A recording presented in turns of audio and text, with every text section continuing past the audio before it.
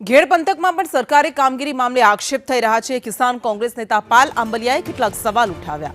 139 કરોડના કામોના ટેન્ડર બહાર પાડવામાં આવ્યા હતા, પરંતુ કામો માત્ર 37 કરોડના હાથ ધરાયા।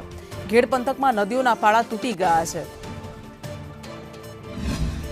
139 કરોડના ટેન્ડરો મંજૂર થઈ ગયા છે ને કામ ચાલુ થઈ ગયું। આને 1.5 મહિનો થઈ ગયો છે, પણ જ્યારે અમારી આખી ટીમ घेड़ વિકાસ સમિતિની ટીમ, કિસાન કોંગ્રેસની ટીમ એ કેશોદ, માણાવદર, વંથલી, માંગરોળ, કુતિયાણા આ બધા જ જ્યાં જ્યાં घेड़ વિકાસ આખો વિસ્તાર લાગે છે એ વિસ્તારમાં કાર્યપાલકો ઇજનેરોને મળ્યા અને એણે જે કહ્યું કે કેટલા ટેન્ડરો મંજૂર થયા છે, તો 139 કરોડની સામે માત્ર 37 થી 38 કરોડના જ ટેન્ડર મંજૂર થયા છે। એટલે આ સરકાર છે એ घेड़ના નામે 100 કરોડનું જૂઠાણું બોલે છે। સરકારે પહેલા નદીને હાંધવી જોઈએ।